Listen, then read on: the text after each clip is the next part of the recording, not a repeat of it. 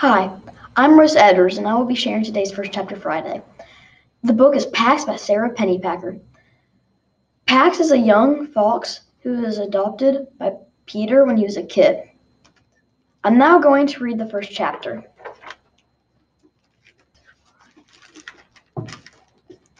The fox felt the car slow before the boy did, as he felt everything first.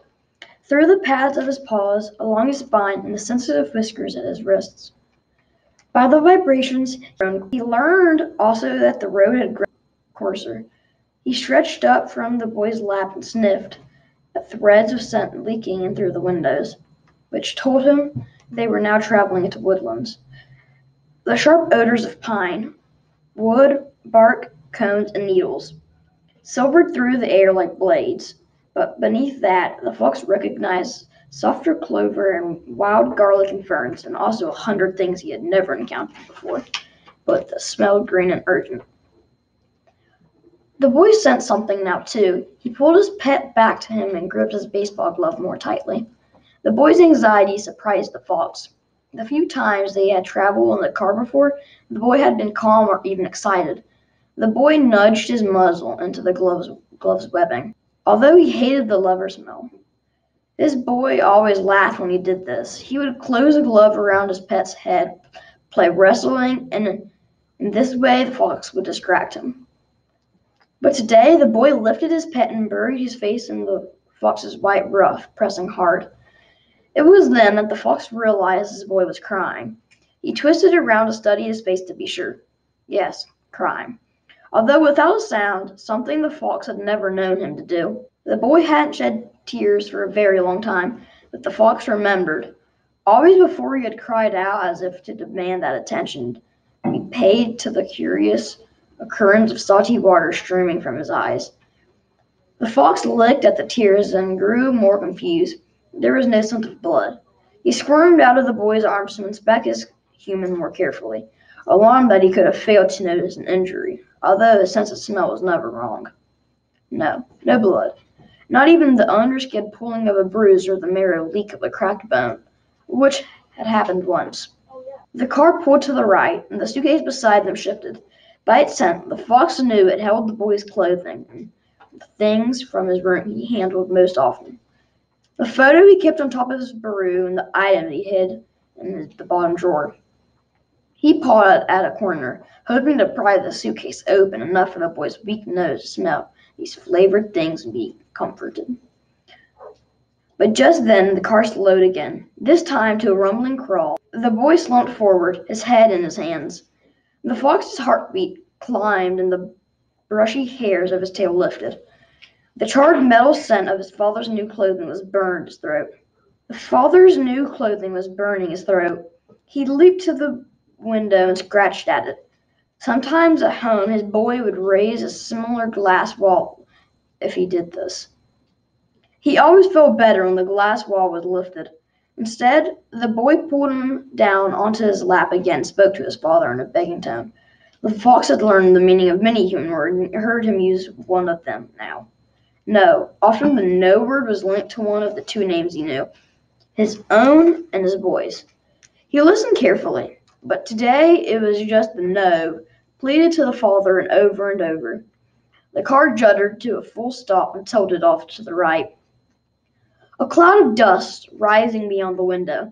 The father reached over the seat again. The other saying something to his son in a soft voice that didn't match his hard lie scent. He grasped the fox by the scruff of his neck. His boy did not resist, so the fox did not resist. He hung limp and vulnerable in the man's grasp, although he was now frightened enough to nip. He would not displease his humans today.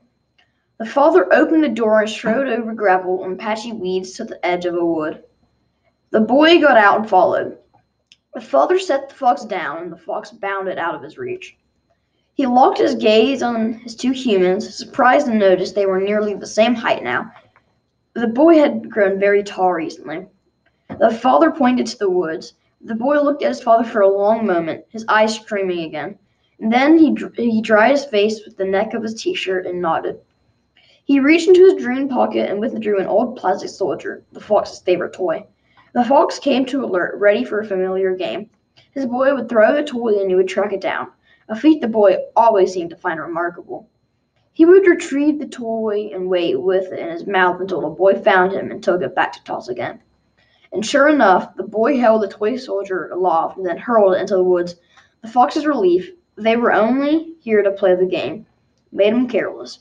He streaked towards the wood without looking back to the humans. If he had, he would have seen the boy wrench away from his father and cross his arms over his face.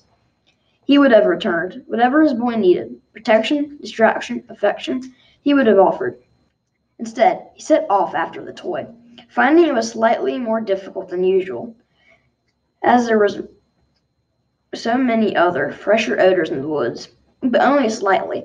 After all, the scent of his boy was also on the toy, that scent he could find anywhere.